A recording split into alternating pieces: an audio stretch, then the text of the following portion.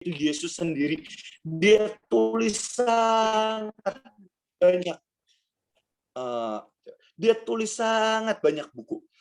Dan salah satu buku yang saya sedang baca, dia bilang di bukunya itu dia tulis seperti ini. Setiap kali kita baca Alkitab, banyak dari kita baca Alkitab itu, kita cuma berpikir baca Alkitab itu harus 10 pasal, 20 pasal, 5 pasal, ditargetin sama pemimpin kita, dibilangin kamu harus baca Alkitab 5 pasal, kok kamu pelayanan. Kamu harus baca Alkitab 10 pasal. Dan rata-rata kita nurut, itu bagus nggak sih? Bagus. Tapi rata-rata dari kita cuma baca ABCD selesai. ABCD selesai. Ada Madam Guyon ngajarin gini. Teman-teman, kalau kita baca Alkitab, baca ayat per ayat. Dan waktu kita baca ayat per ayat, dalamin itu. Ada yang membedakan lalat dan membedakan lebah. Hari ini siapa kita? Apakah kita lalat atau kita lebah? Lalat dalam hitungan detik, dia akan mencari kotoran. Lebah yang dia cari bunga. Hari ini teman-teman, siapa sih? Apa yang kita cari? Simpel gimana kok? Kita ngeluangin waktu paling banyak kemana? Kita paling banyak ngeluangin waktu buat media sosial kah? TikTok kah? Main game kah? Online kah? Apapun. Apa yang kita luangkan waktu paling banyak. Dan apa yang kita baca, apa yang kita lihat, itu yang akan membentuk kita kelak. Kalau kita paling banyak luangin waktu di TikTok, di Instagram, itu yang akan membentuk kita kelak. Tapi apa yang kita keluarkan waktu di firman Allah dan sebagainya. Yang membedakan lalat dan lebah, simpel. Lebah akan mencari bunga. Lalat akan mencari kotoran. Bunga apa sih menggambarkan, kalau saya boleh gambarkan, firman Allah. Dan apa yang dilakukan lebah, dia akan menyedot, dia akan mencari intisarinya.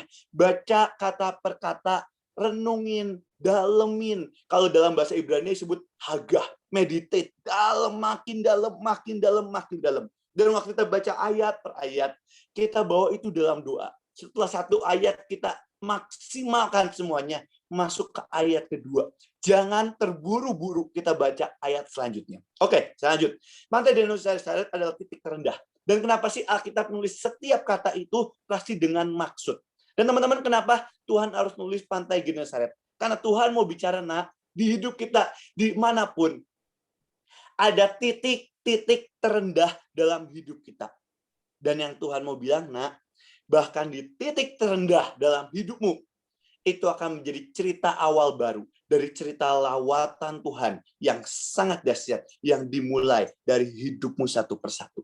Itu dimulai dari titik terendah. Di titik terendah dalam hidup kita, kalau kita mau memberikan ke Tuhan, dia akan membuat sangat dahsyat.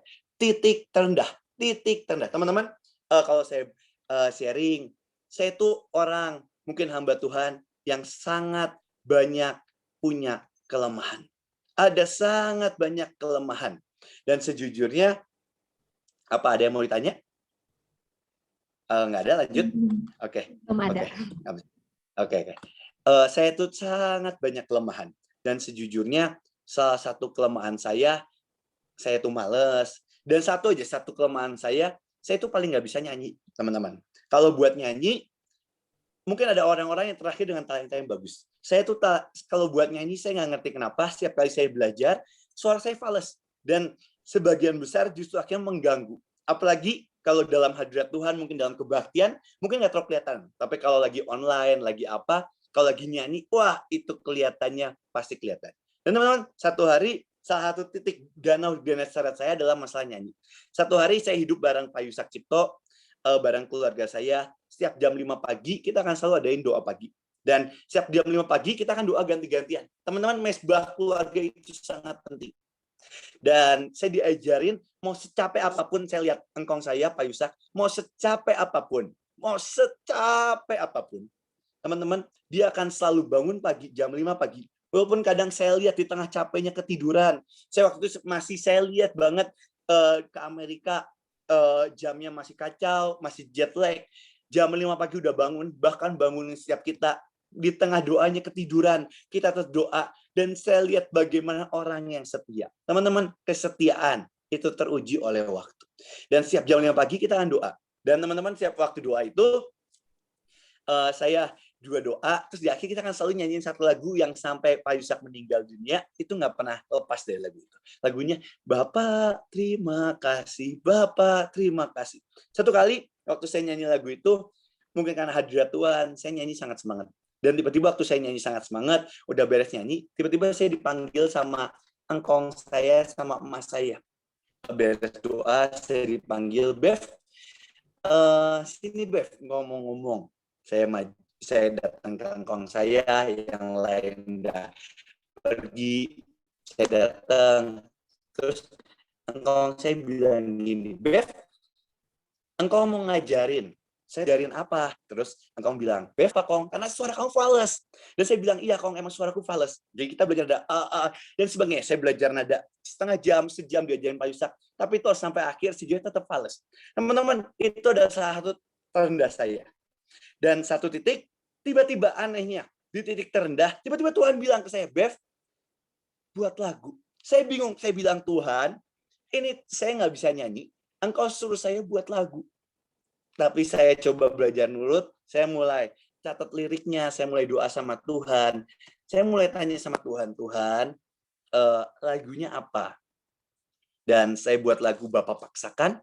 Waktu itu kita junior beberapa buat lagu, saya buat lagu, CAL buat lagu, Kojos buat lagu, Ko Steven buat lagu, Cisasa buat lagu, kita masing-masing buat lagu.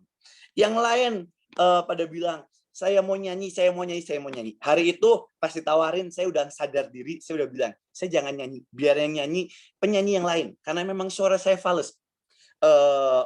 Singkat cerita, lagu itu jadi, dan waktu lagu itu jadi, lagunya tentang Bapak Paksakan, dan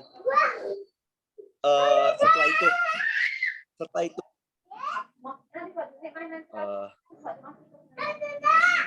tolong di off-in-nya yang ada gambar mikrofonnya itu yang masih di on.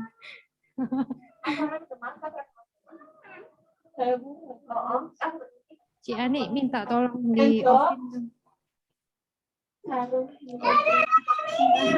Sorry. Nggak apa-apa.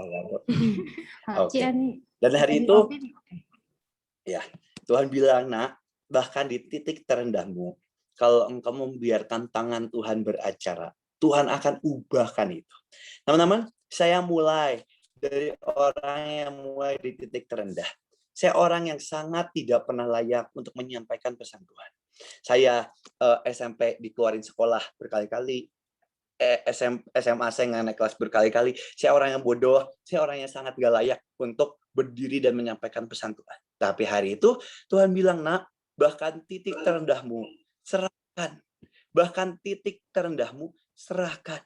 Dan hari itu di titik terendah Tuhan mengubahkan hidup saya. Hari itu titik terendah saya karena hari itu mama saya meninggal, kecelakaan, papa saya masuk penjara. Itu adalah titik terendah dalam hidup saya. Tapi saya bersyukur banget di titik terendah dalam hidup saya, Tuhan mengambil saya. Dan simple tugas kita tinggal angkat dan serahkan itu semua ke Tuhan. Dan justru dari titik terendah, itu menjadi mujizat yang sangat besar dalam hidup saya.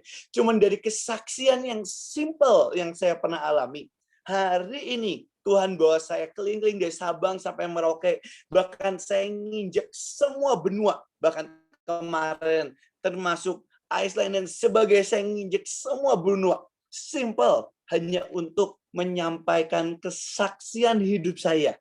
Bagaimana Tuhan ubahkan dari titik terendah, Tuhan bawa sampai ke puncak lawatan. Teman-teman, simple, titik terendahmu, serahkan ke Tuhan. Itu kunci awal untuk kita menjadi pembawa lawatan. Makanya di awal, pertanyaannya bukan bisa atau enggak, tapi pertanyaannya mau atau tidak mau. Di titik terendah kita. Jangan kita nggak usah ngomong titik tertinggi atau kehebatan kita. Titik terendah kita aja. Kalau kita serahin ke Tuhan, teman-teman, sesuatu yang dahsyat Tuhan akan beracara. Tapi pertanyaan di awal, mau atau nggak mau. Saya waktu itu pernah jemput adik saya namanya Rahel. Adik saya itu pernah kuliah S2 di UK. Dan teman-teman, waktu adik saya itu kuliah S2 di UK, saya itu lagi di Bandung, saya tiba-tiba sebelum jemput adik saya dikirimin WA. Di WA itu ada satu cerita berita, link berita. Saya klik link beritanya dan saya baca, dan AL itu bilang, Bev, ini baru kejadian di tetangga dari apartemenku, dari tempat aku ngekos. Ini loh sampai kemarin heboh, sampai media datang, sampai wartawan datang semua nanya ceritanya gimana. Ceritanya kayak gini. Satu kali ada seorang bapak dan seorang ibu. Hari itu ibunya lagi pergi. Ada seorang bapak, papa, mama sama 2 anak.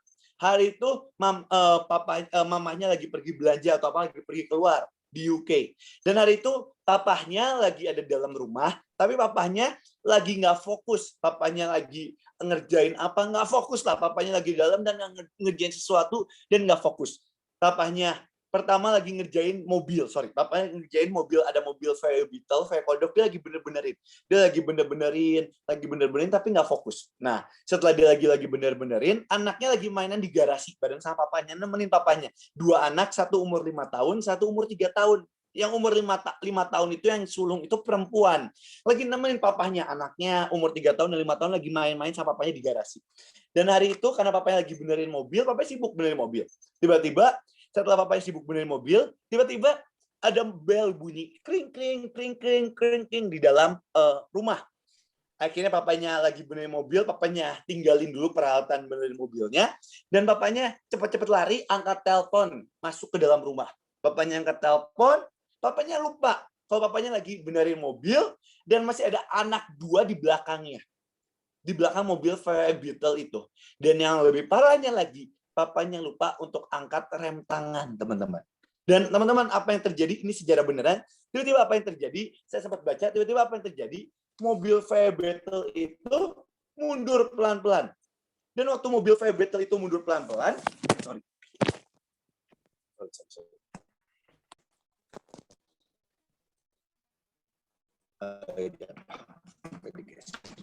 Dan waktu mobil VW Beetle itu mundur pelan-pelan, teman-teman, setelah mobil VW Beetle mau nabrak anak yang paling kecil, yang kira-kira umur 3 tahun. Anak paling kecil itu lagi nggak fokus, dia lagi main-mainan, dia lagi nggak fokus, dia nggak ngerti kalau ada bahaya yang mendatang.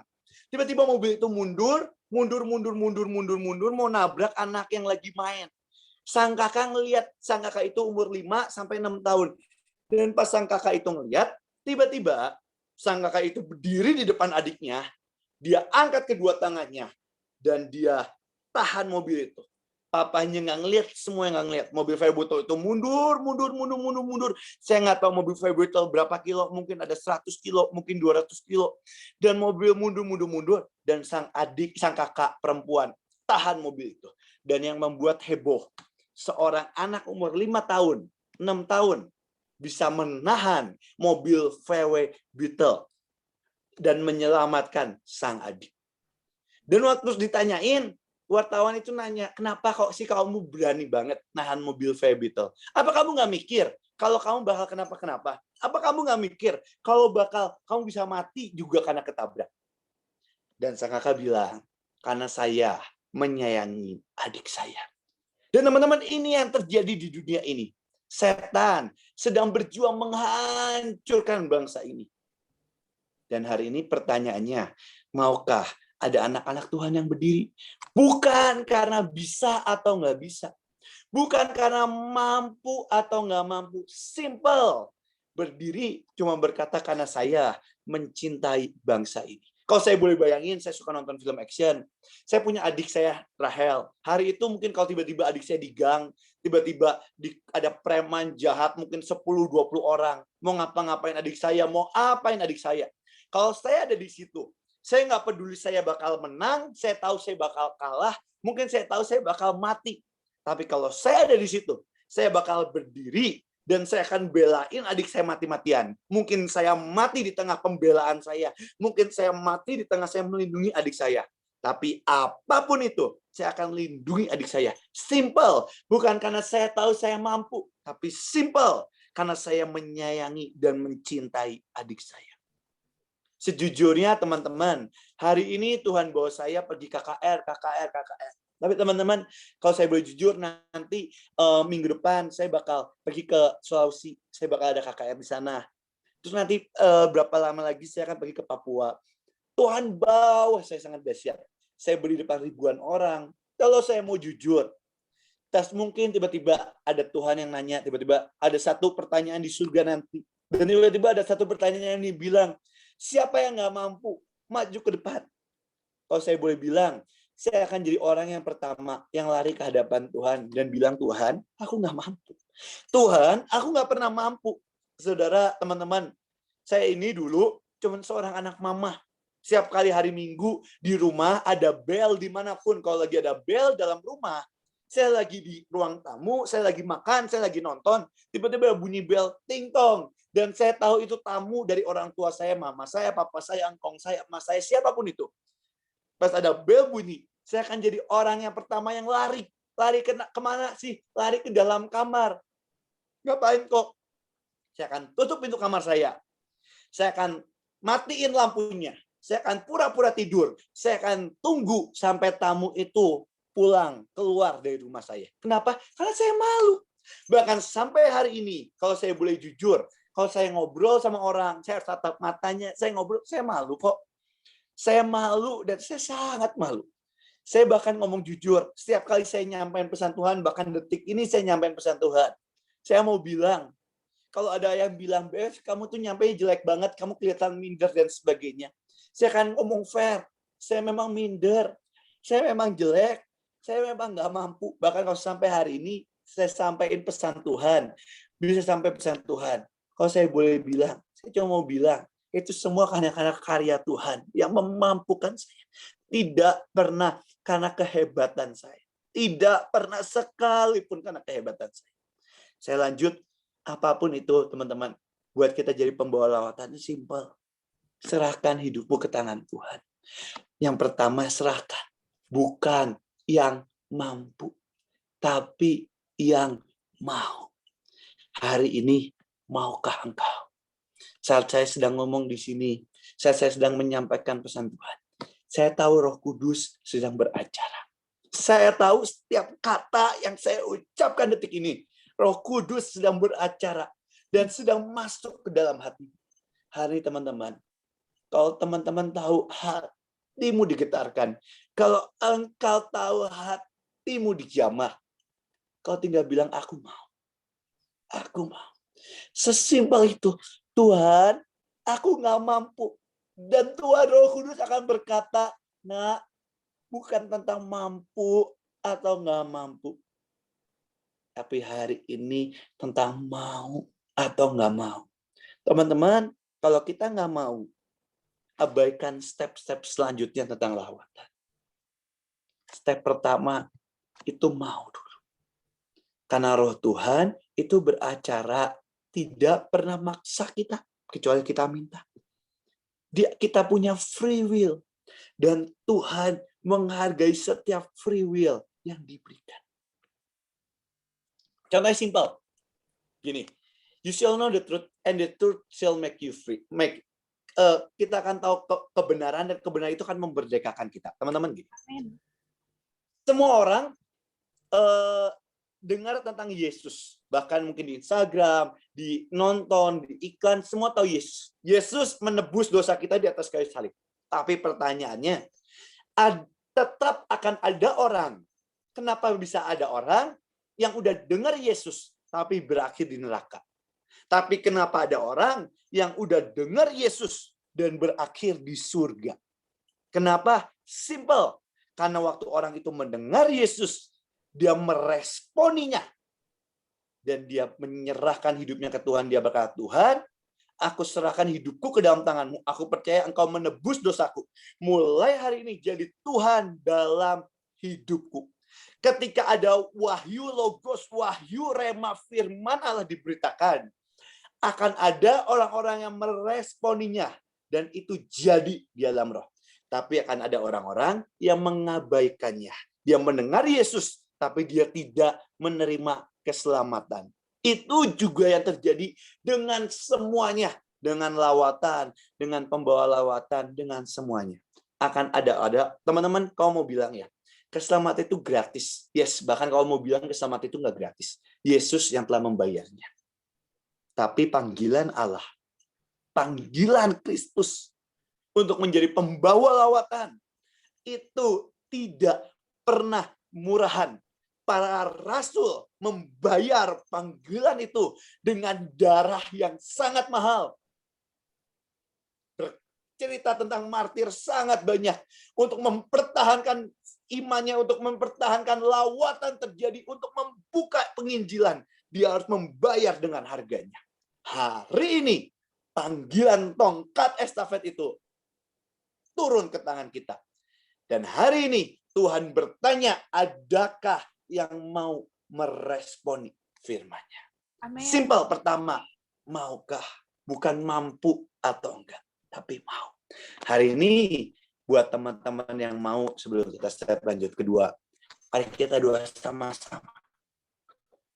Tuhan Yesus, kami mau meresponi setiap panggilan Allah dalam hidup kami. Dan hari ini Tuhan, hamba setiap talenta, setiap destiny, dan setiap jatah yang Kau berikan, tidak ada yang tercecer buat kami bisa menyelesaikan sampai akhir. Karena kami tahu di akhir kami akan mempertanggungjawabkan semuanya itu. Kami mau Tuhan, jadikan kami pembawa lawatan. Dalam nama Tuhan Yesus, amin. Oke, Amin. kita lanjut ke ayat 2, teman-teman. Ia melihat 2 perahu di tepi pantai. Nelayan-nelayannya telah turun dan sedang membasuh jalannya. Teman-teman, saya mau bilang, setiap kata demi kata dari firman Allah tidak ada yang sepele. Itu semua Tuhan taruh artinya. Teman-teman, kenapa firman Tuhan berkata ia melihat 2 perahu? Simple. Karena hari itu Yesus melihat 2 perahu. Kalau hari itu Petrus menolak perahunya, akan ada perahu lain yang Tuhan Yesus datangi. Hari ini simple. Waktu Tuhan menawarkan destiny, Tuhan menawarkan satu tugas, Tuhan menawarkan satu tanggung jawab. Saat kita menolak itu, teman-teman, jangan takut. Lawatan pasti terjadi. Keajaiban supranatural pasti terjadi atas bangsa kita. Tapi masalahnya, apakah itu terjadi lewat engkau? Atau Tuhan harus pakai orang lain? Teman-teman, saya sering banget ngobrol sama Bu Iin. Bu Iin karena tante saya panggil Mami. Dan Bu Iin suka bilang gini, Bev, Mami itu buat Mahanaim hari ini.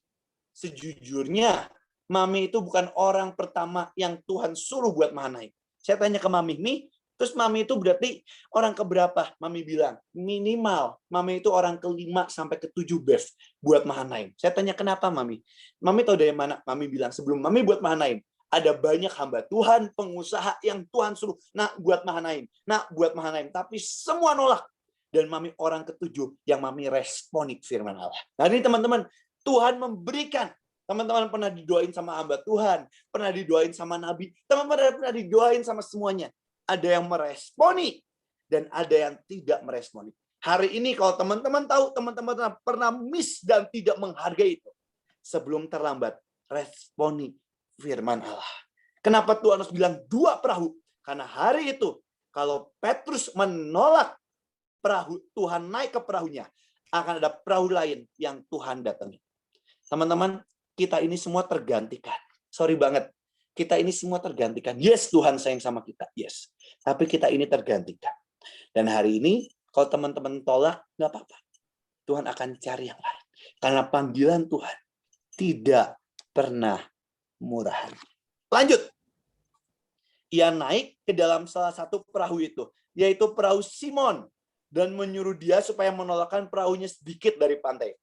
Ini yang terjadi. Kalau hari itu Simon menolak Tuhan naik ke atas perahunya, Tuhan akan cari perahu yang lain. Makanya Tuhan harus bilang ada 2 perahu. Tuhan mau bilang, nak, kalau engkau tolak, it's okay. Aku masih ada perahu yang lain kok.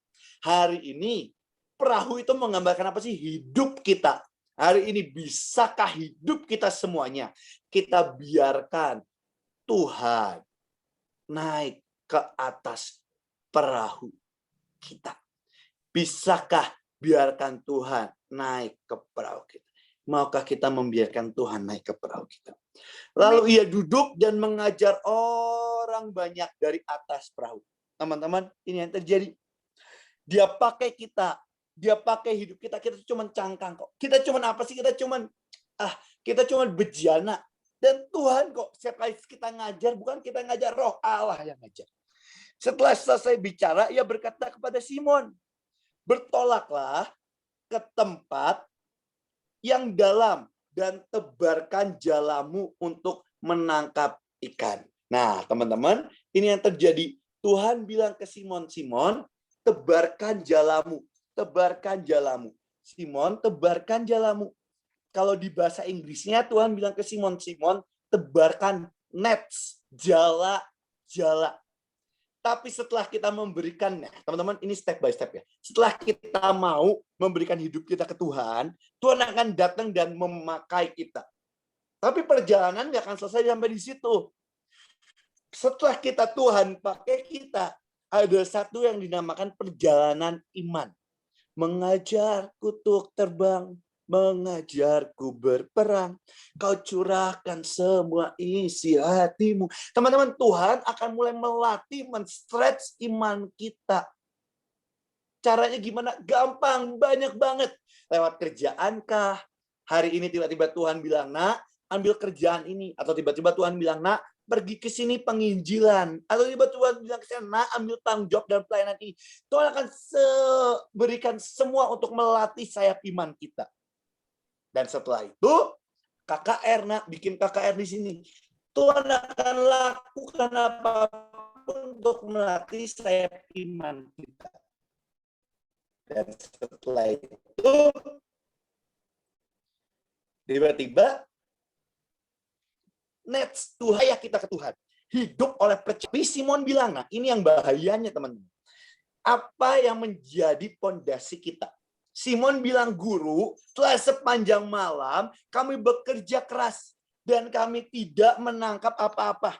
Tetapi karena engkau menyuruhnya, aku akan menerbangkan jala juga. Teman-teman, banyak dari kita, waktu Tuhan suruh A, apa yang dilakukan? Konyolnya kita sodorkan fakta-fakta dunia ke Tuhan. Kita bilang, Tuhan, faktanya ini. Tuhan, faktanya nggak bisa. Tuhan, faktanya COVID. Tuhan, faktanya ini. Fakta. Teman-teman gini. Fakta tetap akan menjadi fakta. Tapi iman kita, tapi roh Allah yang di dalam kita, itu lebih di atas fakta dunia. Amin. Fakta tidak akan pernah bisa mengubahkan iman kita. Amin. Tapi iman kitalah yang merubah keadaan. Amin. Kita boleh menyodorkan fakta apapun, tapi jangan biarkan iman kita tergoyahkan. Nah, ini yang terjadi setelah dia menyodorkan fakta ke Tuhan. Ini yang terjadi dengan iman Simon. Dan setelah mereka melakukannya, Tuhan suruh sebarin Simon. Dan mereka ngelakuinnya. Tapi ini konyolnya. Dan setelah mereka melakukannya, mereka menangkap sejumlah besar ikan. Wow, dahsyat banget. Pekerjaan kita semua diberkati. Tapi ini yang terjadi buat orang-orang yang belum percaya. Yang imannya belum bulat. Sehingga jala mereka mulai koyak. Kenapa kok jalannya mulai koyak? Karena dalam bahasa Inggrisnya, kalau teman-teman lihat, Simon cuman menyebarkan net. Tuhan suruh ke Simon menyebarkan net, jala. Tapi Simon cuman menyebarkan jala, satu jala. Karena dia berpikir, nggak mungkin lah. Aku lakuin cuman karena suruhan. Aku lakuin karena ini suruhan doang. Tapi nggak mungkin. Tapi ini yang terjadi. Saat kita nggak percaya total dalam pengikutan kita sama Tuhan, satu titik jala kita mulai koyak. Dan teman-teman, selain ini gambarin jala, ini gambarin tentang lawatan yang sedang terjadi sih teman-teman. Banyak orang nanya kok, sebenarnya apa sih yang Koko lagi siapin? Sebenarnya Koko lagi ngapain sih ngelatih? Saya ada di YRB, saya ada ini. Saya nanya kok sebenarnya apa sih yang Koko lagi siapin? Saya mau bilang gini, saya percaya lawatan Tuhan itu pasti terjadi. Tapi yang hari ini yang saya mau siapin, saya sedang menyiapin sangat banyak jala. Supaya saat lawatan Tuhan terjadi, kita nggak kelewatan kairos Tuhan.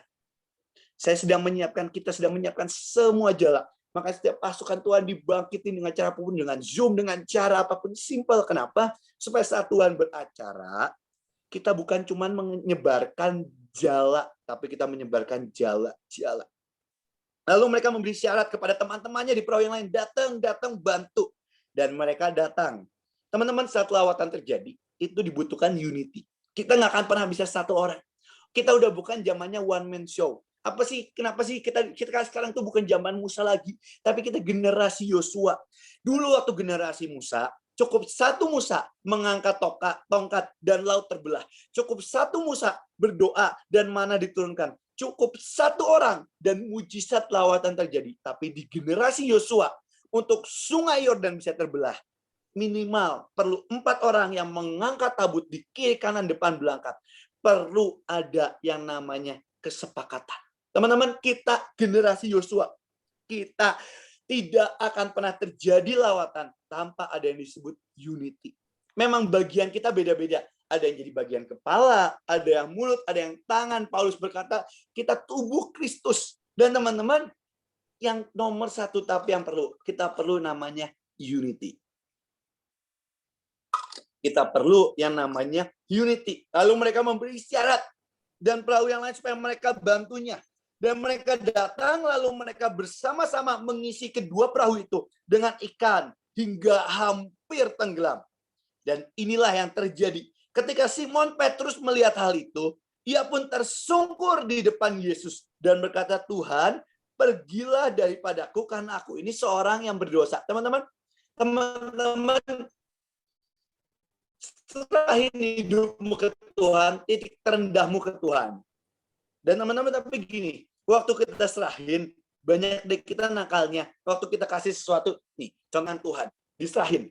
Tapi jeleknya apa? Tangan kita akan main. Dan tangan kita akan mulai ambil lagi. Waktu ini nggak berubah, ambil lagi. Waktu bolpen ini rusak, waktu bolpen ini copot, kita bilang, Tuhan, hidupku ini rusak seperti bolpen. Bolpen ini copot. Nih, bolpen ini copot. Tapi waktu kita selain ke Tuhan, dalam waktu kita nunggu 1 hari, 2 hari, 3 hari, 4 hari, 1 bulan, dan seakan-akan Tuhan tidak berbuat apa-apa. Bisakah kita tetap percaya dan mengangkat semuanya ke Tuhan? Waktu sekali kita berikan ke Tuhan, jangan gunakan tanganmu untuk otak-atik masalah itu lagi. Angkat terus ke Tuhan. Tugas kita apa? Percaya total. Menghadapi apa? Percaya total. Dan waktu Tuhan beracara, teman-teman, waktu Tuhan beracara, teman-teman, dalam hidupmu ya, engkau punya panggilan apapun, dunia kerja, bisnis, profesional, sekolah, apapun. Teman-teman gini, teman-teman kalau nggak percaya, cobalah. 1 kali serahkan hidupmu ke tangan Tuhan, sekolahmu, apapun ke tangan Tuhan. Dan waktu Tuhan beracara sangat dahsyat dalam kerjaan, dalam apapun. Ini ingat kata-kata saya ya. Setelah Tuhan beracara sangat dahsyat, jangan tinggalin Tuhan. Nanti setelah Tuhan beracara sangat dahsyat dalam apapun, masuk ke step ayat yang 10. Dan ini yang Tuhan mau buat setiap kita. Kita buka ayat 10. Demikian juga Yakobus dan Yohanes, anak-anak Zebedius yang menjadi teman Simon. Kata Simon, jangan takut. Dan kata Yesus kepada Simon, dan ini yang Tuhan mau. Jangan takut. Mulai dari sekarang, engkau akan menjala manusia. Teman-teman, ada satu destiny tertinggi, satu kerinduan yang Tuhan mau untuk setiap kita. Bukan lagi menjadi penjala dunia, penjala uang, penjala ikan. Tapi setelah kita serahkan hidup kita ke Tuhan, yang Tuhan mau, setiap kita menjadi penjala manusia. Kok, tapi aku punya kerjaan yang lain. No problem.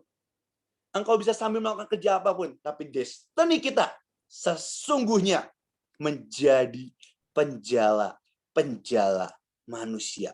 Dan jangan pernah tinggalkan itu. Dan sesudah mereka menghela perahu-perahunya ke darat, mereka pun meninggalkan segala sesuatu, lalu mengikut Yesus.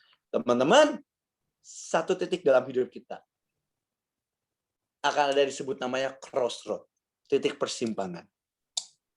Bahkan Tuhan pun berkata, Tuhan tidak pernah bisa disandingkan Yesus atau Mamon. 1 titik kita harus milih salah satunya. 1 titik kita nggak bisa berjejak di 2 kaki. 1 titik kita harus memilih apa yang Tuhan mau. Amin. Oke, ada pertanyaan? Ya, ini udah boleh tanya ya Om. Oh ya. Boleh. Panggil Om, maaf. Kok. Masih, saya Maaf. belum setua. Muka saya tua ya? Ya. Mungkin ini udah sesi bertanya ya. Yang mau bertanya silakan. Kirimkan pertanyaan atau boleh. Yang datang di sini boleh maju terus. Yang dari luar kota, tolong sebutin nama sama asal kotanya ya, biar tahu dari kota mana. Yuk, jangan malu-malu, mumpung bisa tanya. Kalau yang di sini bisa boleh maju terus bertanya. Lewat mic boleh. Tidak ada? Oke, kalau nggak ada saya lanjut ya. Tidak ada? Belum ya? Oke, saya lanjut Oke, ya, lanjut kalau dulu. belum ada ya. Oke, teman-teman. Nah, setelah itu apa sih yang harus kita lakukan? Setelah kita memberikan hidup kita buat Tuhan, setelah teman-teman tadi doa, hanya buat teman-teman yang mau aja. Hanya buat teman-teman setelah tadi doa dan bilang, Tuhan, pakai hidupku jadi pembawa lawatan. Step selanjutnya apa sih kok? Step selanjutnya simple. Ini step by step ya. Kita buka di Mazmur 119 ayat 63. Step selanjutnya, ini yang Tuhan mau. Kita akan belajar dari yang namanya Daud. A man after my own heart. Seseorang yang sedetak dan seirama dengan Tuhan. Baik dalam penyembahan, baik dalam apapun, kuncinya ini yang pertama. Aku bersekutu dengan semua orang, Mazmur 119 ayat 63, aku bersekutu dengan semua orang yang takut kepadamu dan dengan orang-orang yang berpegang pada titah-titahmu. Teman-teman, step awal setelah kita memberikan hidup pada Tuhan, kita meninggalkan hidup yang lama, kita meninggalkan perahu kita yang lama, kita meninggalkan semuanya. Setelah itu, setelah kita lihat mujizat Tuhan, teman-teman jujur aja ya. Kenapa sih kadang kita kalau kita ngomong fair, kenapa sih kita suka ngadain pasar murah? Kenapa sih kita ngadain itu semua? Kita manggil orang-orang dari Kedar dan sebuahnya. Simpel kenapa sih? Karena memang di awal pun murid-murid Tuhan, mereka ikut Yesus. Tidak pernah karena Yesusnya. Di awal mereka ikut Yesus karena mujizatnya, karena mereka percaya Yesus yang akan jadi mengalahkan Romawi, mengalahkan kekaisaran, dan jadi raja di zaman itu. Bahkan sebelum Yesus terangkat pun, murid-murid masih nanya ke Tuhan, Tuhan, apakah kau akan memulihkan kerajaan? Mereka masih berharap yang tentang dunia, bukan tentang yang kekekalan.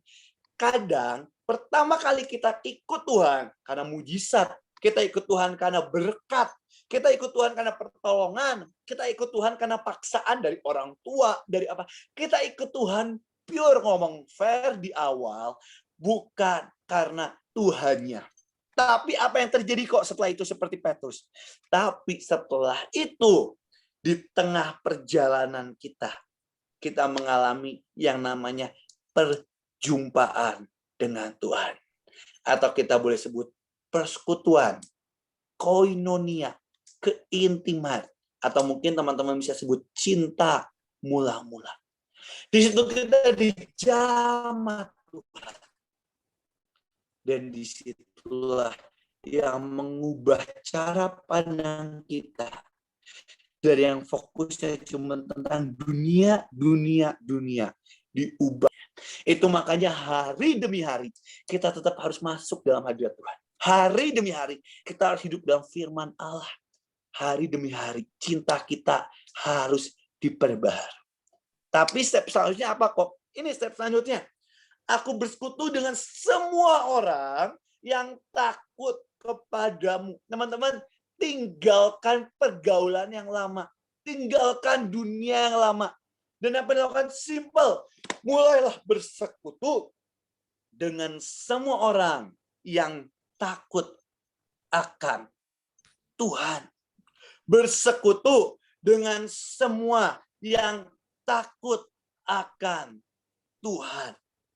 Dan dengan orang-orang yang berpegang pada titah-titah Tuhan. Apa yang akan terjadi? Kita akan melihat ayat 64. Bumi penuh dengan kasih setiamu ya Tuhan. Ajarkanlah ketetapan ketetapanmu kepadaku. Di saat itulah Roh Allah memenuhi setiap kita. Dan disitulah Tuhan beracara dengan sangat dahsyat. Teman-teman, di tengah perjalanan kita, sejujurnya bukan tentang kita lagi. Di tengah perjalanan kita, akhirnya cuman tentang Tuhan. Itu kenapa murid-murid dari yang awal ikut Tuhan cuma nyari mujizat, mengakhiri hidupnya dengan martir, mengakhiri hidupnya dengan sangat dahsyat. Simpel.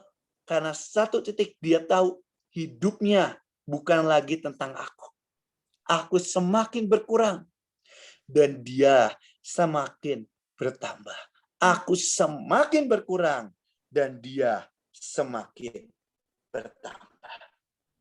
Teman-teman, Tuhan sangat rindu banget. Tuhan sangat rindu memakai kita dengan sangat dahsyat. Cuman ada yang mau pakai, ada yang nggak mau. Hari ini maukah membiarkan Tuhan memakai kita? Teman-teman, dan hari ini tentang Pentakosta, teman-teman. Kalau ingin sharing tentang Pentakosta sebelum kalau misalnya ada yang nanya boleh. Kalau enggak, kalau ingin lanjut tentang Pentakosta, teman-teman. Karena hari ini kita lagi tentang Pentakosta. Menurut Koko ini momennya dan ini waktunya. Teman-teman, Pentakosta yang pertama hari itu di Ulangan 5 ayat 23 sampai 28. Kalau nggak usah bacain, tapi kalau ceritain aja. Hari itu Musa dan bangsa Israel itu lagi beracara sama Tuhan. Tuhan lagi beracara, tapi Tuhan itu lagi mau nunjukin hukum-hukumnya. Tuhan lagi mau menunjukkan hukum-hukumnya ke Musa dan ke bangsa Israel. Ada 10 hukum Allah dan semua Tuhan tunjukin. Tuhan rindu banget berjalan dengan bangsa Israel. Walaupun bangsa tegar tengkuk, Tuhan rindu banget berjalan dengan Israel. Kenapa? Karena perjanjian. Tapi teman-teman, di tengah perjalanan, mereka ngomel, mereka marah, dan sebagainya. Orang bilang mereka gagal karena marah, betul. Mereka gagal karena ngomel, betul. Mereka gagal karena nggak percaya, betul. Mereka gagal karena marah ke Musa, betul. Tapi kalau kau boleh bilang, kegagalan mereka pertama kali di Ulangan 5 ayat 23 sampai 28. Mereka bilang, Musa, jangan kamu yang menghadap Tuhan, tapi kamu aja. Karena kalau kami menghadap Tuhan, kami pasti mati. Kami takut menghadap Tuhan. Biarkan kami terima mujizatnya, biarkan kami terima hukum-hukumnya, tapi kami nggak mau menghadap Tuhan. Kami nggak mau ketemu Tuhan. Kamu aja Musa yang ketemu Tuhan. Dan buat Koko, buat saya, itu adalah kegagalan pertama dan inti kegagalan bangsa Israel. Sampai nggak masuk tanah Kanaan. Simple. Kenapa? Karena dia tidak pernah mau mengalami yang namanya perjumpaan dengan Tuhan. Teman-teman, kita bisa terima mujizat, kita bisa terima lawatan, kita bisa bergerak dalam sign and wonder. Tapi kalau kita tidak pernah yang ngalami namanya persekutuan dengan Roh Kudus, keintiman dengan Roh Kudus, dan kita cuma tahu namanya hukum Allah, kita akan gagal. Kita pasti akan gagal. Dan ini yang terjadi. Mereka menerima 10 perintah Allah. Dan kalau dihitung, itu terjadi tepat pada 10 hari raya Pentakosta. Tapi teman-teman, mereka menerima hukum Allah. Mereka pelajarin, yes. Mereka dalamin, yes. Mereka tekunin hukum Allah. Tapi mereka tidak menerima dan mereka menolak relationship dengan Tuhan. Dan ini kunci dari segala kunci. Relationship dengan Tuhan. Hubungan dengan Tuhan. Kalau boleh gambarin, saya boleh gambarin. Perjanjian lama itu tentang hukum. Bangsa Israel salah, mereka dihukum. Bangsa Israel salah, mereka dihukum. Salah apa hukumannya apa? Salah apa hukumannya apa? Tapi perjanjian baru itu bukan tentang hukum. Tapi perjanjian baru itu tentang relationship. Itu tentang hubungan. Teman-teman, jujur banget. Orang boleh bilang, nggak mungkin, tapi saya yakin. Satu titik, kalau bukan karena Tuhan, satu titik, kita akan ada firman Tuhan sendiri bilang, satu titik kita akan masuk masa kesesakan. Dan di masa itu, kita nggak bisa mengandalkan iman pendeta kita nggak bisa mengandalkan iman pemimpin kita nggak bisa mengandalkan iman kakak rohani kita, papa mama kita, no. Satu titik yang Tuhan mau, kita mempunyai hubungan relationship dengan Tuhan, pribadi dengan pribadi. Kalau kita cuman imannya rombongan terus, di awal bagus juga bagus, di awal boleh nggak boleh, tapi satu titik dalam kedewasaan kita, Tuhan merindukan yang namanya persekutuan dengan Roh Kudus. Saya lanjut. Oke, saya lanjut ya. Hari itu di Ulangan 5 ayat 23-28 dikatakan seperti itu. Nggak berapa lama masuk ke 4 pasal selanjutnya di Ulangan 9, bangsa Israel yang menolak relationship dengan Tuhan, yang menolak hubungan dengan Tuhan, yang cuma menerima hukumnya, apa yang terjadi? Mereka jatuh dengan menyembah anak lembu emas. Dan firman Tuhan berkata, 3.000 orang dibunuh. Tapi Pentakosta kedua di Kisah Para Rasul, apa yang terjadi? Setelah mereka one accord, mereka unity, mereka bukan cuma menerima hukum Allah, tapi mereka mengalami persekutuan dengan Roh Kudus. Itu makanya teman-teman, kalau teman-teman baca Alkitab, setiap kali ada kata Roh Kudus diucapkan, itu hampir selalu dikatakan persekutuan. Biarlah berkat anugerah, biar berkat apa, dan biarlah persekutuan dengan Roh Kudus menyertai kalian semua. Karena yang Tuhan mau di zaman ini, yang Tuhan mau, kita mengalami namanya persekutuan. Dan apa yang terjadi? Pentakosta pertama, 3.000 orang dibunuh. Pentakosta kedua, di zaman Petrus. Setelah Petrus mengalami persekutuan dengan Roh Kudus, Petrus yang sama, yang menganggap sepele iman Tuhan, yang tidak punya iman waktu Tuhan berkata tebarkan jala. Petrus yang sama yang pernah mengangkat pedang, motong kuping orang. Petrus yang sama yang pernah menyangkal Tuhan 3 kali. Petrus yang sama memenangkan 3.000 orang dalam 1 kali khotbahnya. 3.000 orang dibunuh, 3.000 orang di Pentakosta kedua diselamatkan. Dan teman-teman, kerinduan Tuhan itu tentang relationship. Di akhir nanti teman-teman ya, kita semua akan ke surga. Dan surga itu rumah siapa sih? Rumah Tuhan. Satu titik orang akan menghakimi dan berkata, apa sih layaknya Bevis? Kenapa Bevis bisa masuk surga? Apa sih layaknya si A? Kok mereka bisa masuk surga? Kenapa mereka bisa level tertinggi di surga? Di surga itu ada 7 level. Dan kenapa mereka bisa di level 7? Mereka bisa level 6. Dan ada orang-orang kudus-kudus yang hidupnya seakan-akan suci. Dan mereka kenapa di level 1? Dan mungkin mereka bertanya, Tuhan, kenapa mereka bisa level lebih tinggi? Seperti orang yang bekerja di waktu awal, waktu siang, dan jam terakhir. Dan simpel Tuhan bilang, ini kan uangku. Surga kan rumahku. Suka-suka aku. Aku mau ngasih mereka berapa, mau nempatin mereka di mana. Apa sih yang di akhir dicari? Relationship. Persekutuan dengan Roh Allah. Amin. Dan teman-teman yang kita perlukan, mulai bangun relationship. Tidak akan pernah terjadi lawatan tanpa yang ada namanya hubungan atau relationship. Relationship seperti apa sih yang Tuhan mau? Kita balik ke awal ya. Kita buka di Keluaran 33 ayat 11. Relationship seperti apa sih kok yang Tuhan mau? Ini yang Tuhan mau. Keluaran 33 ayat 11. Relationship seperti apa sih kok? Ini. Dan Tuhan, ini yang Tuhan mau. Berbicara kepada Musa dengan berhadapan muka seperti seorang berbicara kepada temannya. Dan Tuhan berbicara kepada Musa dengan berhadapan muka. Teman-teman, ini yang Tuhan rindukan. Kalau dalam bahasa Inggrisnya dikatakan seperti ini. As a man speak unto his friend. Seperti seorang teman yang berbicara dengan sahabatnya sendiri. Dan teman-teman, ini yang Tuhan rindu. Tuhan mau kita berbicara dengan Tuhan. Berhadapan muka dengan muka. Kok tapi aku dosa? Kok tapi aku salah? Kok tapi aku jatuh? Nggak apa-apa. Nah, datang ke Tuhan.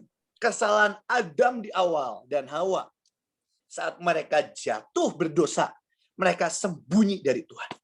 Dan itu yang menghancurkan semuanya. Teman-teman, memang itu ada bawaan dari lahir kita. Sifat manusia. Waktu kita jatuh, sifat alami kita akan berusaha kabur dari Tuhan. Tapi yang Tuhan mau, waktu kita jatuh sekalipun, datang ke hadapan Tuhan. Dan satu titik yang Tuhan rindukan, Tuhan mau kita berhadapan muka dengan muka. As a man speak unto his friend. Seperti seorang sahabat berbicara dengan sahabatnya. Teman-teman bayangin ketika engkau bicara dengan sahabatmu. Udah nggak ada baca bahasa formal lagi. Udah nggak ada siap gerak atau sorry atau apapun. Kalau sekiranya boleh ngomong, nggak ada. Itu langsung, hey bro, gimana bro? Kita bisa bicara apa adanya. Yang ada di hati kita, kita luapin apa adanya. Dan yang Tuhan mau di zaman ini, di zaman terakhir ini, untuk setiap pembawa lawatannya, yang Tuhan mau, kita mengalami yang namanya persekutuan dengan Roh Kudus. Koinonia. Amin. Tuhan mau kita ngalamin itu. Dan teman-teman, itu harus dimulai dari sekarang. Kalau itu nggak dimulai dari sekarang, kok takut banget, satu titik. Saat masa kesesakan itu datang, saat bahkan kita nggak bisa kumpul lagi dan ngomong Yesus secara bebas, kok takut banget satu titik, iman kita akan rontok. Yang bertahan yang mana sih kok? Yang punya hubungan dengan Tuhan. Hari ini, masihkah kita punya hubungan dengan Tuhan? Masihkah kita punya relationship dengan Tuhan? Masihkah kita punya relationship dengan Tuhan? Karena Tuhan mau banget kita punya hubungan itu. Dan hubungan itu yang akan kita bawa sampai ke akhir. Teman-teman, dan apa sih teman-teman yang Tuhan rindukan? Ini sebenarnya yang Tuhan rindukan. Ini cita-cita, ini yang Tuhan rindukan. Ini kerinduan Tuhan buat setiap kita. 1 Korintus 6 ayat 17 dikatakan seperti ini. Tetapi siapa yang mengikatkan dirinya pada Tuhan, menjadi satu roh dengan Dia. Di hari Pentakosta, sebenarnya apa sih yang Tuhan rindukan? Kenapa sih Tuhan mencurahkan rohnya dengan sangat dahsyat? Simpel. Karena yang Tuhan mau untuk setiap pembawa lawatan, setiap umatnya, kita menjadi satu roh dengan Dia. Satu roh itu seperti apa sih kok? Kalau kamu boleh gambarin mungkin seperti teman-teman mungkin kalau kau suka minum Coca-Cola. Dan teman-teman lihat minuman Coca-Cola, air Coca-Cola. Dan tiba-tiba saya minta tolong dong pisahin. Itu kan Coca-Cola kimia semua. Saya mau minum air putih aja dan pisahin air Coca-Cola itu menjadi air putih. Nggak ada yang bisa. Kenapa? Karena itu udah dicampur jadi satu. Disatukan. Itu gambaran kecil. Dan yang firman Tuhan bilang ini lebih dahsyat. Roh kita disatukan. Dan yang Tuhan mau buat setiap kita. Kita disatukan dengan rohnya. Amin. Gitu teman-teman. Wah, dahsyat. Wah, udah 7:30 nih. Biasanya sampai jam berapa sih? Sejam kalau buat sharingnya sih, Beb. Oke. Tapi kalau masih jam boleh ya? sedikit nggak apa-apa sih. Nggak apa-apa. Silahkan kalau ada yang mau tanya. Ya. Boleh. Leoni mau tanya?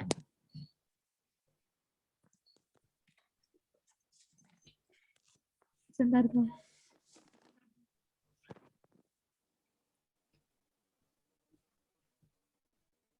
Shalom, Om Bevis. Ini saya mau bertanya. Kan tadi seperti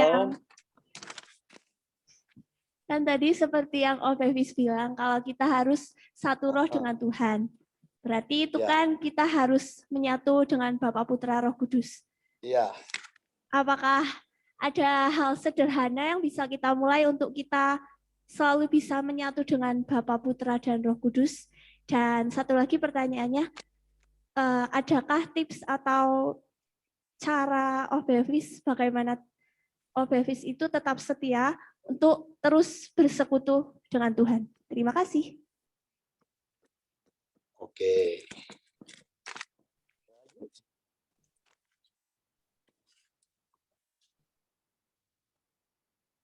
Ya, mungkin Om Bevis bisa menjawab. Oke, teman-teman, hal sederhana aja dulu ya. Setiap kita bisa bersekutu dengan Tuhan. Teman-teman, dalam hidup ini, kalau ini saya ceritain yang kemarin. Kemarin itu Bu Nani itu dapat tentang generasi terdahsyat. Dan waktu Bu Nani itu dapat tentang generasi terdahsyat, Bu Nani itu bilang di doa hamba Tuhan, dia bilang gini. Tuhan tuh bilang gini di doa hamba Tuhan, Bu Nani itu bilang gini. Bu Nani bilang gini. Berjuanglah begitu rupa, karena lawatan sebentar lagi akan datang. Lakukan apapun yang kamu bisa lakukan. Karena masanya, masa kesesakan, masa yang jahat sebentar lagi tiba. Waktu kita sudah sangat sedikit. Nah, teman-teman, waktu kau dengar itu, kau doa sama Tuhan. Dan waktu itu dia punya doain tentang generasi terdahsyat. Kita semua generasi terdahsyat buat lawat. Dan habis itu, kau buka di 1 Korintus 9 ayat 24. Dan kau ketemu kata yang sama. Dan ini yang Tuhan rindukan, ini yang Paulus tulis. Paulus bilang gini, tidak tahukah kamu, 1 Korintus 9 ayat 24, bahwa dalam gelanggang pertandingan, semua peserta turut berlari. Tetapi bahwa hanya satu orang saja yang mendapat hadiah.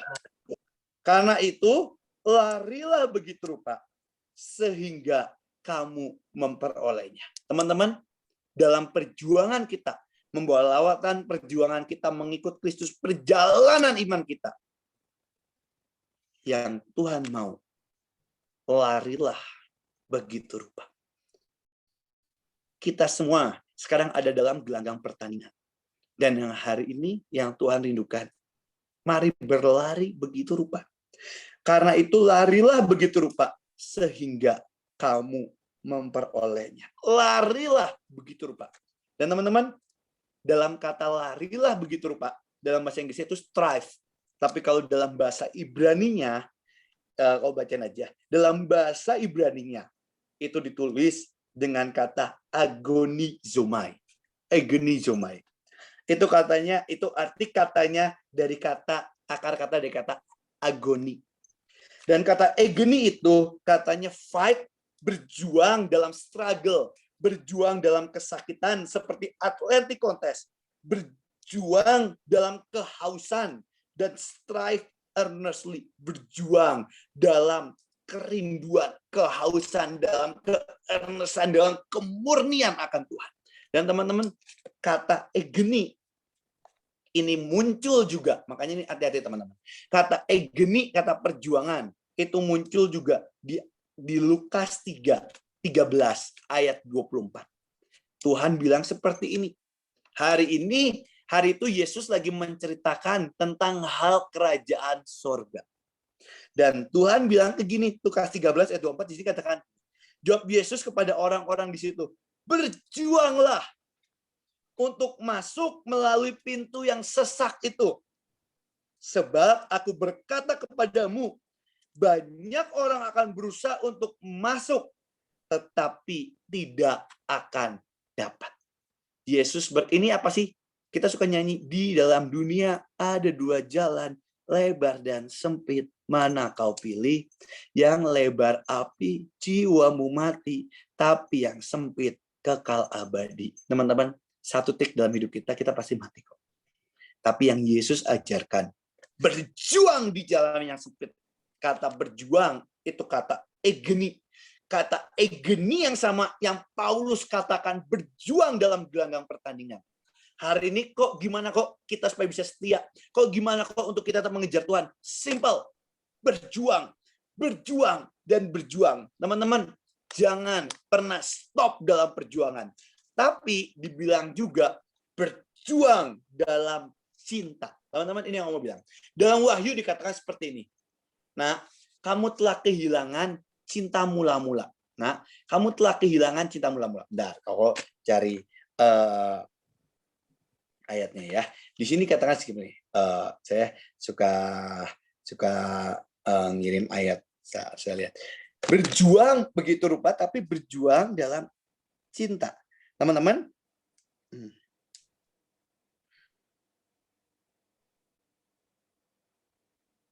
Sorry. Saya cari ayatnya dulu. Nah, teman-teman, Gisi katakan gini, berjuang dalam cinta. Teman-teman gini, di Wahyu dikatakan gini, karena aku mengusir engkau, aku mencela engkau, karena engkau telah kehilangan cinta mula-mula. Your first love, as a Lucifer fall. Itu seperti kejatuhan Lucifer. Nah, kalau cinta ini salah satu tokoh dalam firman Tuhan yang paling dahsyat dan yang Tuhan suka tulis itu Daud. Teman-teman, kita buka di Kisah Rasul 13 ayat 22. Ini juga salah satu kunci untuk kita bisa menyatu tubuh, jiwa, dan roh. Teman-teman, ini yang terjadi. Kisah Rasul 13 ayat 22 gini. Setelah Saul disingkirkan, Allah mengangkat Daud menjadi raja mereka. Tenang Daud, Allah menyatakan, aku telah mendapat Daud bin Isai, seorang yang berkenan di hatiku, yang melakukan segala kehendakku. Seorang yang berkenan di hatiku. Nah, kalau di dalam the message-nya dikatakan seperti ini. After Saul had ruled 40 years, God removed him from office and put King David in his place. Tuhan menyopot Saul dari kantornya, dari tempatnya, dan menaruh Daud di tempatnya. I searched the land and found this David, son of Jesse. He's a man whose heart beats to my heart. A man who will do what I tell him. He's a man whose heart beats to my heart. Teman-teman, dalam terjemahan aslinya apa sih? Apa yang terjadi sama Daud? Kenapa Daud itu sangat spesial? Kenapa? Karena Daud itu heartbeat-nya seirama dengan heartbeat Tuhan. Tapi nggak selesai sampai situ. Karena heartbeat-nya itu waktu Tuhan datang, itu hatinya berdebar sangat kencang. Kok contoh berdebar sangat kencang itu kayak gimana sih? Contohnya paling simpel. Waktu kita jatuh cinta. Teman-teman, buat setiap kita, apalagi kita masih muda, banyak kita kalau cinta anak muda itu dibilang cinta monyet. Dan kita itu suka dibilang cinta tai ayam. Kenapa? Karena suka dibilang gini, kalau kita lagi jatuh cinta, rasa tai juga jadi rasa apa? Coklat. Tapi buat orang yang putus cinta, rasa coklat jadi rasa tai. Kenapa? Karena kita lagi jatuh cinta. Teman-teman lagi jatuh cinta, teman-teman ngelihat orang yang ganteng, mungkin cewek ngelihat cowoknya yang teman-teman cintai, atau cowok ngelihat cewek yang teman-teman cintai. Lagi wah, cinta pada pandangan pertama. Dan waktu dia jalan dari jauh aja, hati kita, jantung kita berdetak-detak. Waduh, ini cowok yang aku cintai. Waduh, ini cewek yang aku cintai. Bahkan pertama kali kita mengobrol sama dia, kita gagapan. Kita ngobrol bingung. Di chat aja kita cuman di chat. Mungkin ini pengumuman apa mungkin atau broadcast doang. Nanti malam ada Zoom atau Bevis. Kita nerima chatnya aja. Kita senangnya bukan main. Serasa dunia kayak terbalik. Serasa kayak, waduh. Kita ngerasa bersyukur. Kenapa? Cinta. Dan teman-teman, kau nggak usah ngomongin dalam aja. Teman-teman, detakan itu yang Tuhan temukan di Daud. Waktu Tuhan datang. Waktu Tuhan beracara sedikit apapun. Hati Daud berdekap sangat kencang. Dak-diduk, dak-diduk. Seperti Daud bertemu seorang yang dicintainya. Seperti seorang kekasih yang dicintainya. Setiap kali dia di padang, dia sembah Tuhan. Dan waktu Tuhan beracara, hatinya berdetak kencang. Dan teman-teman, simpel sih. Hari ini, buat kita bisa satu roh, kita nggak usah ngomongin dalam ya, step awal. Masihkah hati kita berdetak kencang waktu Tuhan hadir di tengah-tengah kita? Kau mau bilang, hari ini kau tahu banget ada hadirat Tuhan di tempat kau, di teman-teman. Tapi pertanyaannya, Tuhan lagi beracara nggak kok? Tuhan lagi beracara. Apalagi di zaman akhir gini, bohong kalau Tuhan nggak beracara. Waktunya udah sangat sedikit, Tuhan akan beracara kok. Tapi pertanyaannya satu kok. Apakah hatimu berdebar-debar saat Tuhan datang? Apakah hatimu berdebar-debar saat Roh Allah beracara? Apakah hatimu berdebar-debar? Kok berdebar-debar kayak gimana? Simple, kayak kamu jatuh cinta aja. Kalau kamu akan bisa berdebar-debar dengan cowok atau cewek yang kamu suka, lebih daripada Tuhan. Yuk, balik yuk. Balik lagi ke Tuhan. Kalau aku udah menjauh gimana? Balik yuk. Minta ke Tuhan lagi. Sampai hatimu berdebar-debar. Itu, teman-teman. Mari yang dari luar kota mungkin ada yang mau bertanya, kami persilahkan.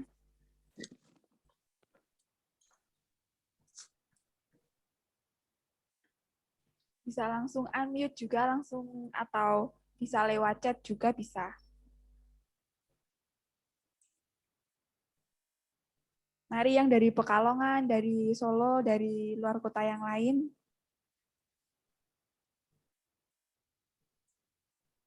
Ada deg-degan ini soalnya sama Ayo.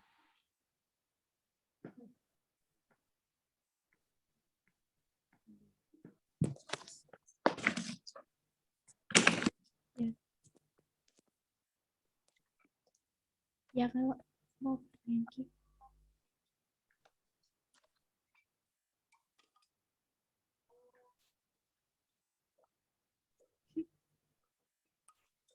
Kalau nggak ada yang tanya, saya aja yang tanya. Boleh.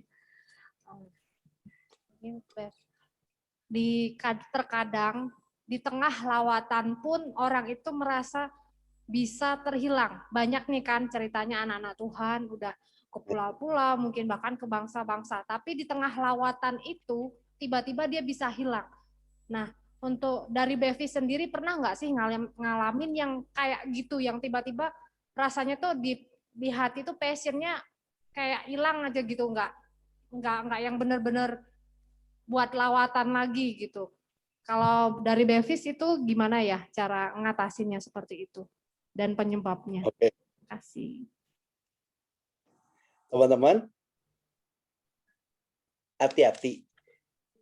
Dari lawatan pun banyak banget cerita. Teman-teman, ini yang sadis dan ini yang menurut saya sangat sedih. Saya itu baca buku Pahlawan Iman, ada Divine Moment, ada Robert Liardon, dan banyak banget lah buku Robert Liardon nulis Jenderal-Jenderal Tuhan, Pahlawan Iman. Dan teman-teman, ini yang saya berdoa tidak akan terjadi di zaman kita.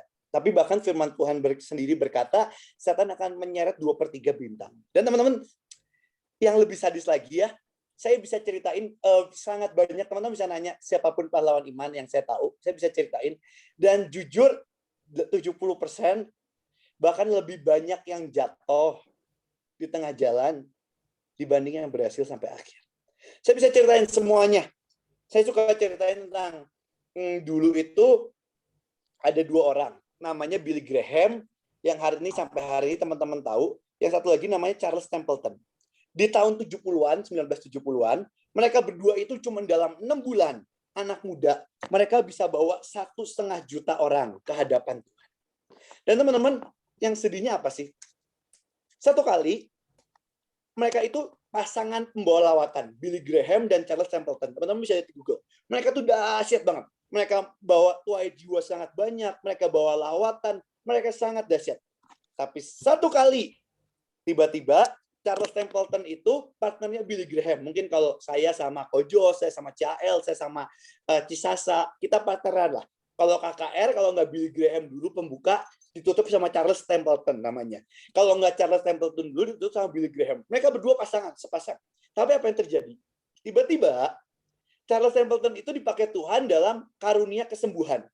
Setiap kali dia mau doain orang, tangannya panas. Dan waktu tangannya panas itu dia doain orang, orang sembuh. Dia doain orang, orang sembuh. Dia doain orang sembuh. Tapi tiba-tiba Charles Templeton punya istri, dan istrinya kena satu-satu penyakit. Penyakit parah di zaman itu. Dan Charles Templeton setiap kali KKR doain orang dan sembuh. Dan konyolnya pas dia pulang ke rumah, masuk ke kamarnya, dia menghadapi kenyataan, dia ketemu istrinya yang sedang terbaring sakit.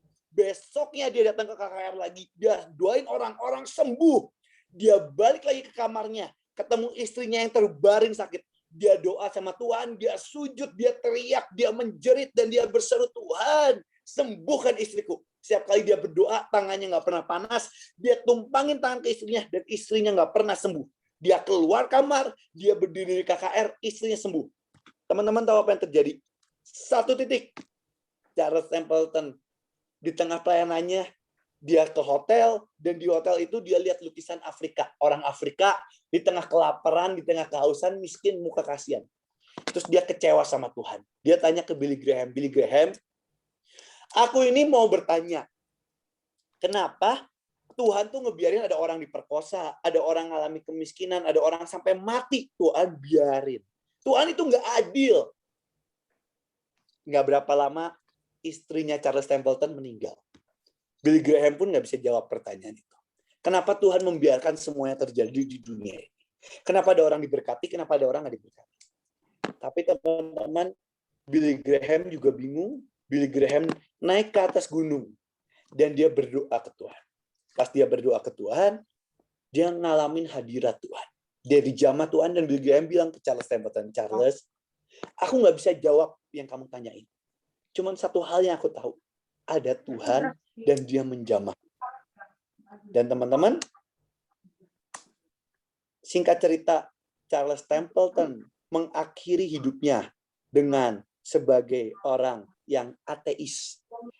Tahun 1985, Charles Templeton nulis satu buku, Farewell to God. Selamat tinggal Tuhan. Dan dia menutup hidupnya sebagai ateis. Billy Graham menutup hidupnya sebagai pahlawan iman. Teman-teman, apa sih yang mau dibilang? Hati-hati dengan yang namanya kekecewaan. Hati-hati dengan yang namanya kekecewaan. Teman-teman, buat setiap pahlawan iman, buat setiap pembawa lawatan, setan akan menyerang titik terlemah dalam hidup kita. Yohanes Pembaptis orang yang hebat. Tapi dia bahkan tahu Yesus. Dia bahkan bilang, Yesus, aku buka tali kasutmu pun aku nggak layak. Tapi teman-teman, Matius 11 ayat 3 dikatakan seperti ini. Kita buka di Matius 11 ayat 3 ya. Matius 11 ayat 3 dikatakan seperti ini. Matius 11 ayat 3 dikatakan, Matius 11 ayat 3 dikatakan seperti ini. Kalau menyuruh murid-muridnya bertanya kepadanya, engkaukah yang akan datang atau haruskah kami menantikan orang lain? Bahkan Tuhan bilang nggak ada orang yang lebih hebat dari Yohanes Pembaptis yang lahir. Yohanes Pembaptis orang yang hebat. Dan dengan sedih, Matius 11 ayat 6, Tuhan harus bilang, berbahagialah orang yang tidak kecewa dan menolak aku. Teman-teman, sangat banyak destiny orang mati dengan yang namanya kekecewaan. Gimana caranya? Caranya, teman-teman, cara satu-satunya yang harus kita lakukan, bergaul intim sama Tuhan, punya hubungan. Yang kedua, apapun itu, jujur sama Tuhan. Engkong saya selalu ngajarin, apapun itu, jujur sama Tuhan. Banyak dari kita nggak berani jujur sama Tuhan. Kalau kita nggak berani jujur sama Tuhan, kendalanya apa kok? Kalau kita nggak berani jujur sama Tuhan, kendalanya Tuhan beracara, hati kita luka, kita nggak berani jujur. Makanya waktu kita luka, waktu kita udah mulai benih-benih kekecewaan itu ada. Jujur dan cepat-cepat bertobat balik ke Tuhan. Kalau aku udah pernah kehilangan destiniku, gimana kok? Dan aku mau balik nak. Sebelum kau mati, masih kesempatan terbuka lebar. Kesempatan itu selesai kapan? Waktu kau mati. Tapi sebelum kau mati, jangan pernah nolak yang dari Tuhan. Balik, karena dari kita pertama kecewa. Waktu kita kecewa dengan dunia, apa lingkungan atau apapun, lama-lama kita jadi kecewa sama Tuhan. Dan teman-teman, waktu kita kecewa sama Tuhan, akhirnya kita menolak Tuhan. Makanya Tuhan bilang bagaimana yang dia kecewa dan menolak aku. Dan waktu kita menolak Tuhan, hati kita menjadi beku. Dan waktu hati kita beku, selesai semuanya. Apa yang kita lakukan kok balik dan cepat-cepat balik. Nggak ada cara lain dengan cara pertobatan. Itu hebatnya Daud. Daud tuh jatuh sama Saul, jatuh sama-sama jatuh. Tapi yang membedakan Daud dan Saul apa sih? Daud tahu artinya bertobat. Daud tahu artinya cepat-cepat balik ke tahta Tuhan. Cepat-cepat tersungkur depan tahta Tuhan. Bukan menutupi dengan egonya. Teman-teman, apalagi ini buat pelayan mimbar ya. Hati-hati dengan ego. Banyak dari kita malu waktu kita jatuh. Kita malu untuk balik nanti dicap orang apa. Padahal teman-teman, siapapun engkau, kekudusan kita nggak ada bedanya kok sama kain kotor. Waktu kita jatuh, cepat-cepat balik. Siapa sih kita yang manusia sempurna yang nggak pernah jatuh? Kita semua pernah jatuh kok. Dia nggak ada dosa besar, dosa kecil. Rata-rata kita cuma suka menghakimi. Waktu orang ini jatuh dengan perzinahan, buat kita ini orang paling berdosa seumur hidup. Waktu orang ini jatuh dalam bohong, sombong, atau marah, itu dosa kecil. Tapi waktu dosa perzinahan, dosa apapun itu, kita klaim itu dosa yang paling hina. Padahal nggak ada bedanya, teman-teman. Engkau sama-sama jatuh dalam dosa. Orang ngehakimi engkau, terserah. Cepat-cepat balik ke Tuhan. Kok aku habis jatuh MBA, balik nak ke Tuhan. Jangan biarkan penghakiman orang menjadikan hatimu kecewa sama Tuhan. Jangan, nak. Jangan. Hati-hati dengan yang namanya kekecewaan.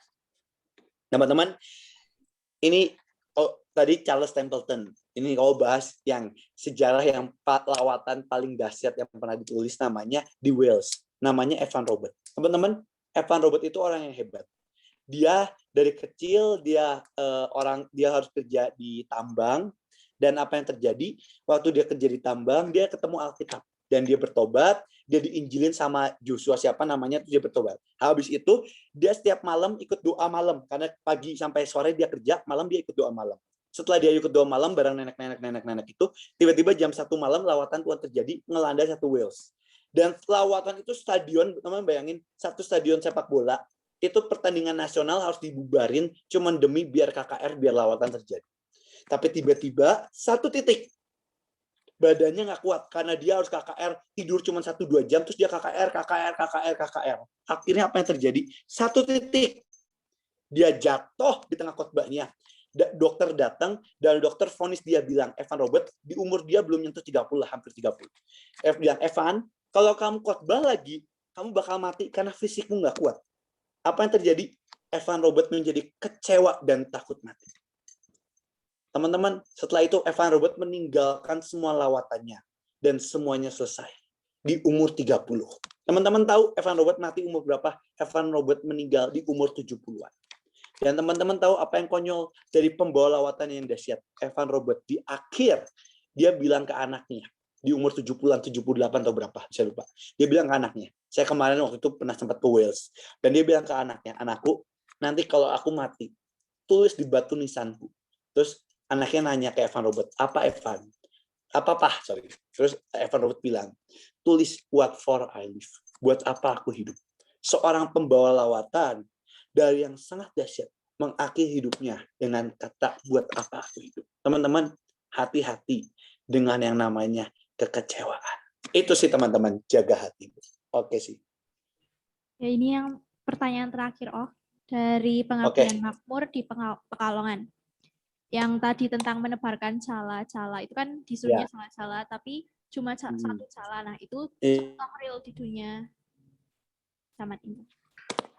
Oke, contoh real yang paling real aja ya. Contohnya gini, siapa sih jala-jala? Jala itu apa sih? Kalau bahkan di dalam bahasa Demesitnya mereka itu lagi merajut jala, tapi sebenarnya mereka itu bukan lagi membasuh jala, tapi mereka lagi merajut jala, mereka lagi menjahit jala. Teman-teman, jala itu yang lebih kecil lagi dari benang-benang. Benang itu siapa sih? Benang itu kita. Kita itu benang. Kita itu cuma benang-benang di hadapan Tuhan. Tapi ketika kita disatukan, kita menjadi satu jala. Ketika si A, saya, dengan siapa kita bergandengan tangan dan kita sepakat untuk lawatan. Benang-benang itu menjadi jala yang Tuhan rajut dengan sangat kuat dengan tangan Tuhan. Dan setelah jala itu terjadi apa sih? Jala itu akan membawa ikan, membawa lawatan. Jala itu siapa sih kok? Jala itu saya dan teman-teman. Apa sih yang harus kita lakukan? Apalagi buat kamu pemimpin, apapun nggak usah pemimpin. Makanya kenapa kita diajarin pemuritan, menangin jiwa. Menangin jiwa itu jangan cuma mereka percaya Yesus selesai, tapi muridin step by step. Ajarin tentang Yesus, ajarin tentang lawatan, bahwa mereka jadi memberi hidup untuk lawatan, jadi pembawa lawatan. Setiap satu orang, mereka satu benang untuk menjadi jalan. Dan apa yang kita lakukan contoh realnya? Menangkan setiap jiwa, bangkitin pasukan sebanyak-banyaknya. Teman-teman bayangin, kalau teman-teman satu orang bisa bangkitin 100 pasukan, 1000 pasukan. Dan teman-teman, waktu tiba-tiba lawatan itu terjadi, kita semua udah siap. Pasukan-pasukan yang kita muridin itu, mereka udah siap membawa lawatan menjadi jala yang diangkat ke Tuhan. Jadi apa yang contoh real yang kita lakukan? Pemuritan. Contoh real apa yang kita lakukan? Ajarin. Pemuritan tidak akan pernah bisa berhasil tanpa kita memberikan hidup untuk orang-orang itu. Tuhan memberikan hidup untuk kita. Dan seharusnya kita memberikan hidup untuk setiap orang-orang yang kita muridkan. Teman-teman, itu tidak akan pernah berhasil tanpa kita menaruh hidup kita untuk setiap jiwa-jiwa. Dan saat lawatan terjadi di bangsa kita, kita akan bergandengan tangan menjadi jala-jala yang kokoh, membawa setiap jiwa-jiwa ke hadapan Tuhan. Amin. Itu sih, thank you teman-teman. Terima kasih Ko Bevi sudah mengisi membagikan firman di ibadah Zoom. Mari semua teman-teman kita boleh nyanyi satu lagu yang WL Singer Penari. Merelakan diri.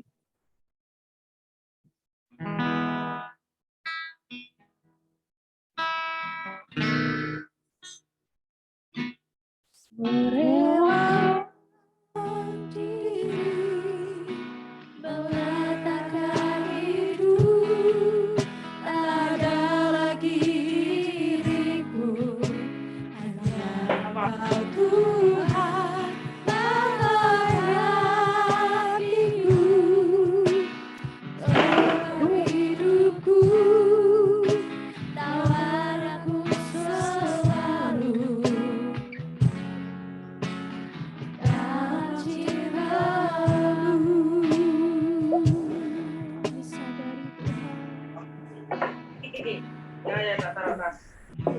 Aduh, maaf, Bang. Bisa sendiri, anugerahmu yang bawaku hari ini. Ku bersujud di hadapanmu, tersungkur rela dengan jiwa rohku. Dalam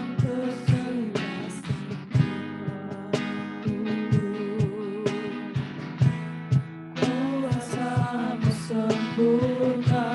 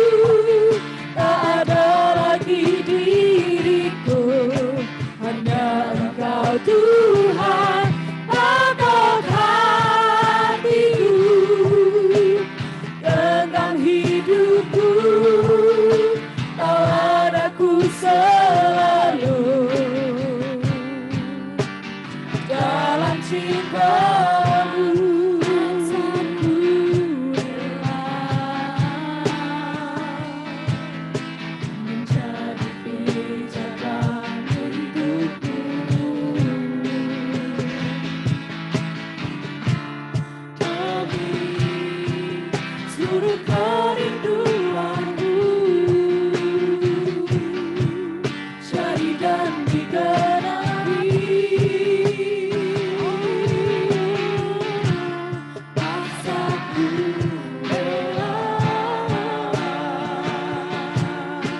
menjadi pijakan untukmu.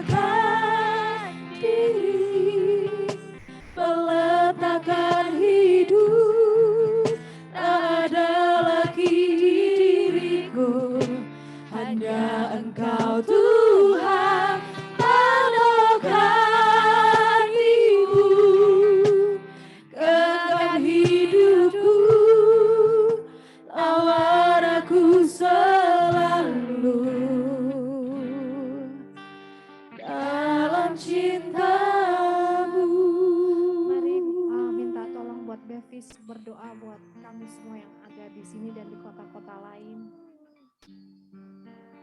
Tuhan, kami sepakat berdoa, kami angkat setiap pasukan-pasukan akhir zaman di hadapan-Mu. Tuhan, inilah generasi terdahsyat. Inilah putaran terakhir. Mampukan kami, Tuhan, layakkan kami.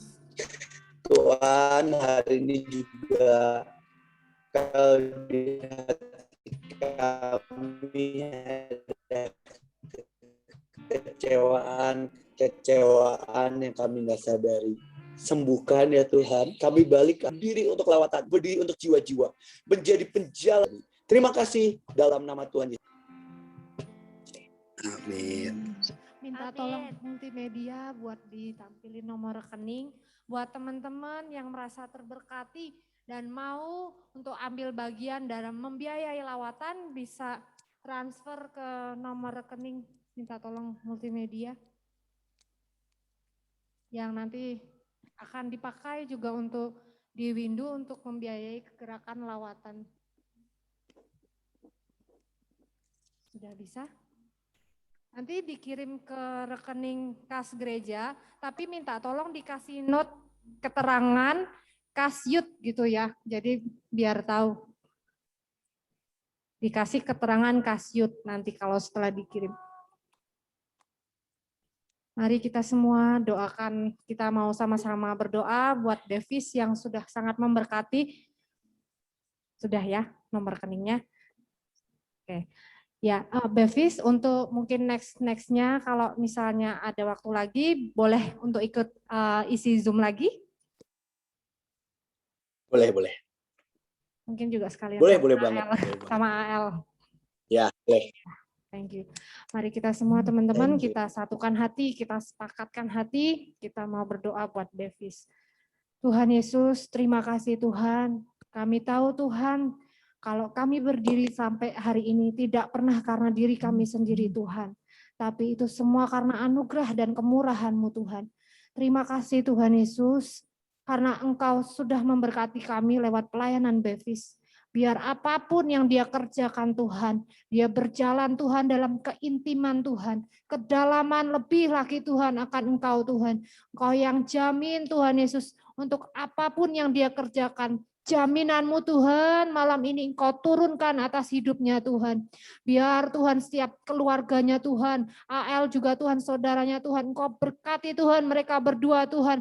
Kami tahu Tuhan mereka juga adalah generasi Yosua Tuhan yang sedang Kau pakai Tuhan untuk membawa lawatan sampai ke ujung bumi Tuhan. Sampai Tuhan kami semua diangkat di awan-awan. Engkau yang jamin Tuhan, biar jaminan pengangkatan itu ada untuk setiap kami Tuhan. Berjalan dalam keintiman dengan Roh Kudus.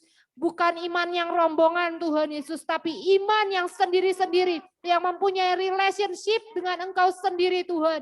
Terima kasih Tuhan Yesus, terima kasih buat hari ini Tuhan. Kami kembalikan setiap ucapan syukur kami, kemuliaan hanya bagi nama-Mu Tuhan. Biar tidak ada satupun yang mencuri kemuliaan-Mu. Terima kasih Tuhan Yesus, terima kasih. Biar ini menjadi dupa yang harum di hadapan-Mu. Di dalam nama Tuhan Yesus semuanya dimeteraikan oleh perjanjian darah Yesus. Amin, amin, amin. Thank you Bevis. Terima you. kasih Terima Bevis. kasih, Oh, Boleh dinyalain. Terima kasih Oh Bevis. Thank you. Terima kasih. Kita membawa api.